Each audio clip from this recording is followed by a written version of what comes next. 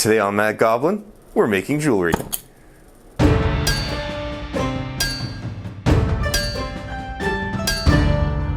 Ouch!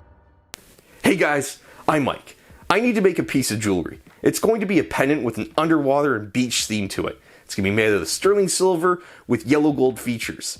It's going to have a whole bunch of diamonds, yellow sapphires, an aquamarine, and a pearl set into it. It's going to be quite the piece.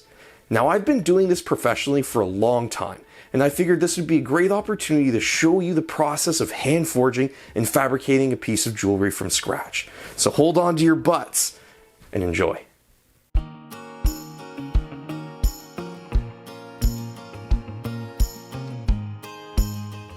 I'm alloying our metal and pouring it into an ingot so we can roll it out into workable pieces. Now I need to bring the temperature of the ingot mold up to a point where it will not cool down the metal on contact when it's poured in. Pouring a good ingot is one of the more difficult things to master. It's very easy to overheat the metal, which will cause oxygen to bubble inside it. This leaves cavities commonly referred to as porosity.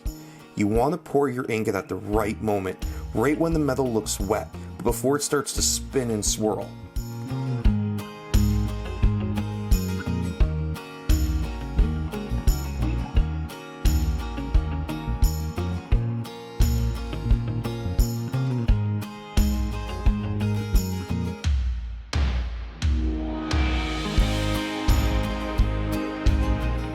Now that I've rolled out the ingot into the different thicknesses I need, I can start fabricating all the components required. This stage takes up the majority of the time spent in fabricating jewelry.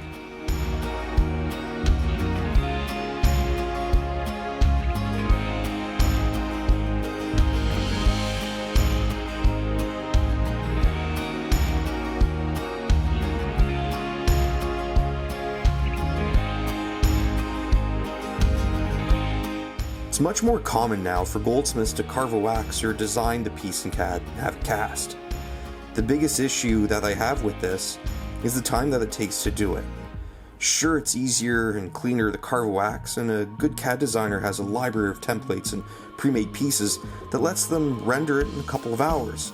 But then you need to ship off to a casting house, which can take days to a week until you get it back, and I won't even get into the frustrations of a failed casting. Depending on the project, you can fabricate a piece in less than a day, and you can really cut back on your costs. You're taking out a lot of the middlemen. You're now not paying for shipping. You're not paying for the casting house's casting fees or their markup on the metal. Your profits are solely lying in the time you spend in making your piece of jewelry. You can also collect all of the leftover parts, melt them back down, and keep making jewelry.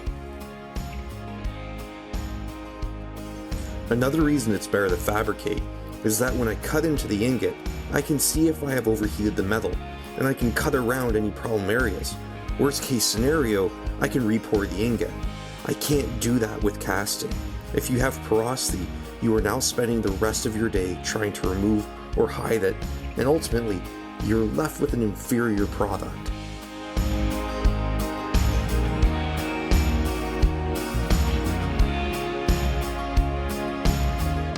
After rolling out and compressing it this much, the metal is now work hardened and is at risk of cracking if we go any further, so it needs to be annealed.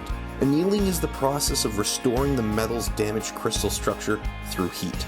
If you bring it up to and hold it at the right temperature, it will soften the metal and allow you to work it again. Once a dark shadow runs across the metal, you know silver has reached the right temperature. Now that the metal is annealed, I can continue to work it. I'm pulling it through a draw plate, making a smaller and smaller gauged piece of round wire. Once I've reached my desired thickness, I can take a shortcut in making tubing. Normally you draw out a flat sheet and slowly and painstakingly curl it in on itself as you draw it down. Instead, I'm just going to hollow out a piece of wire with a drill bit. I don't need long pieces, so this is a great time-saving trick. Tubing works great as a setting for small stones. For larger ones, however, you need to make a proper bezel.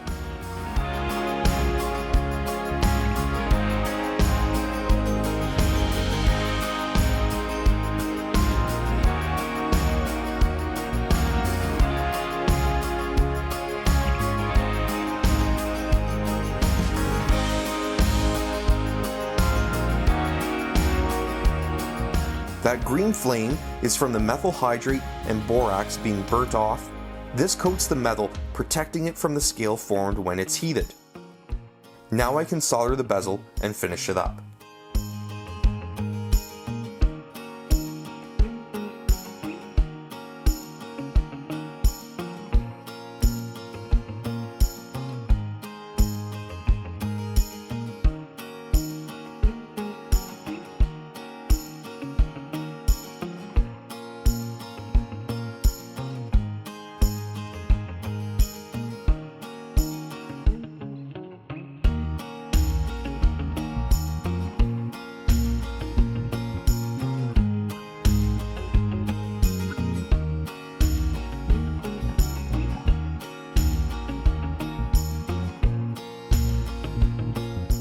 It's crucial that you take the time to properly clean up and finish all of your components before you assemble and solder everything together.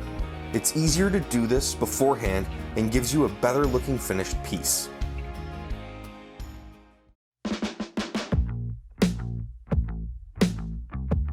For convenience and as a time saver, I'm using a laser welder to tack everything together before soldering. Because of silver's properties, I need to apply a layer of black marker first. This helps the metal absorb the light from the laser, allowing it to weld.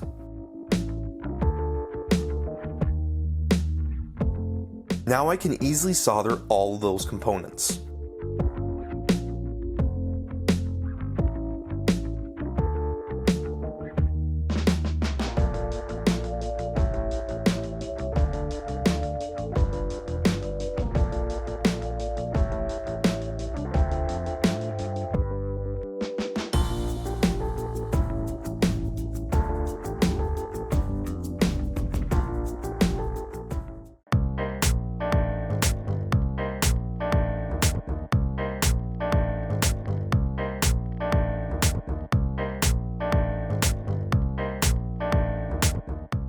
After cleaning up my solder seams and any scale that formed, I can start setting stones. You can set diamonds individually in their settings before soldering. They can handle the heat. It makes the whole process much easier and quicker. Any other stone would break or become discolored, so I will have to set the aquamarine and sapphires now. First, I need to open up and clean up the insides of their settings. They will all be bezel set. This style of setting requires that we grind a seat for the stone and then roll the edge over onto the stone with a hammer and a punch. Once the stone is secure, you can clean up and form a nice bezel around the stone.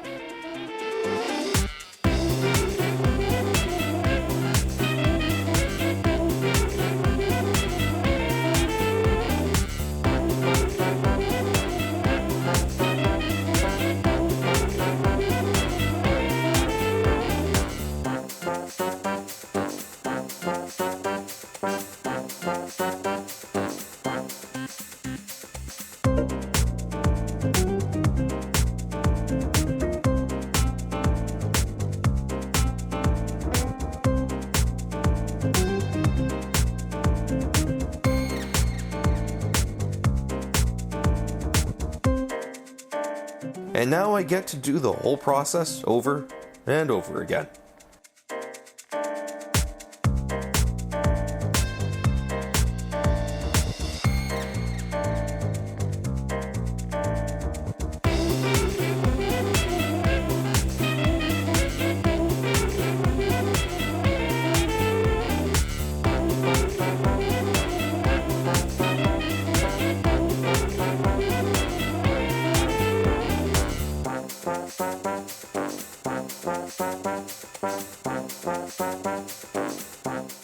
Once the piece is perfectly finished, I can use a resin-based epoxy to attach the pearl.